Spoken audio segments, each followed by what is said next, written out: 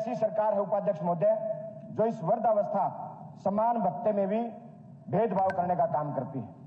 आज इस हरियाणा प्रदेश के लाखों बुजुर्गों की बुढ़ापा जो वृद्धावस्था सम्मान भत्ता शुरू हुआ था, लाखों बुजुर्गों का वो वृद्धावस्था सम्मान भत्ता काट दिया गया है। और हैरानी की बात यह है कि एक फैमिली आईडी को आधार बना के उनका सम्मान भत्ता काटा जा रहा है।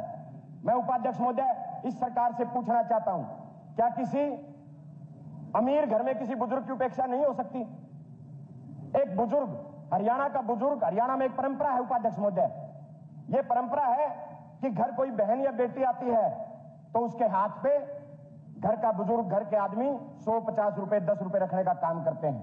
लेकिन जब से इन बुजुर्गों की बुढ़ापा पेंशन कटी है, ये बुजुर्ग अपने आप को अपमानित महसूस करते हैं। परिवार के सबसे बड़े और मुख्य सदस्य होने के नाते ना तो किसी से मांग सकते, लेकिन जब जिन लाखों बुजुर्गों की बुढ़ापा पेंशन काटी गई और उस घर में कोई बहन बेटी आती है तो उस बुजुर्ग का सर झुक जाता है। किसी परिवार में हमारी कोई दादी जो वृद्ध होती है, वो बड़े फक्र से कहती है कि मैं अपनी बुढ़ापा पेंशन से अपने परिवार के लिए सब्जी लेके आती हूं।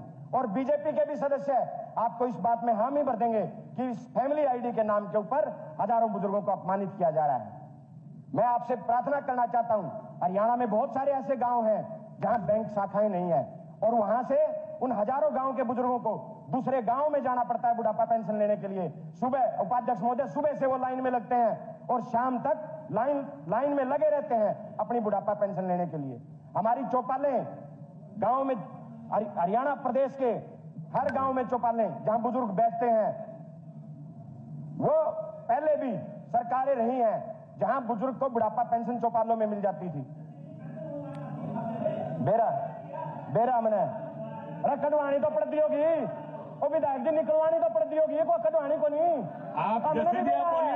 हमने भी बेरा ऑनलाइन आप कटवानी को नहीं पड़ती गए। उपाध्यक्ष महोदय, उन बुजुर्गों को परेशान किया जाता है।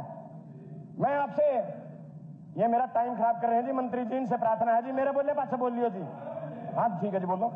पेंशन डिपार्टमेंट की मैं बात एक बता दूं, मेरे भाई के पास जानकारियां तो पूरी नहीं है, पूरी है तो आप एक आदमी का भी यदि बताओगे, आपके डॉक्यूमेंट पूरे करवा के मेरा डिपार्टमेंट उसकी चालू करवाएगा। मैं हवाला कर रहा हूं आपसे, पर डिटेल देनी पड़ेगी, सिर्फ विधानसभा बोलने के लिए ना बोलना है। हाँ बैठो जी, मैं बोल देता हूं।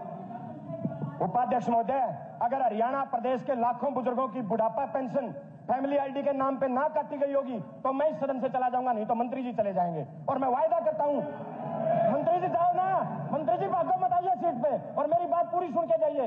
मैं आपको लाखों बुजुर्गों का उदाहरण देके बताऊंगा और मैं वायदा करता हूं उपाध्यक्ष महोदय, अगर लाखों बुजुर्गों की बुढ़ापा पेंशन इस फैमिली आईडी के नाम पे ना काटी गई हो तब ये सम्मान बनता है। नहीं, तब ये सम्मान बनता है।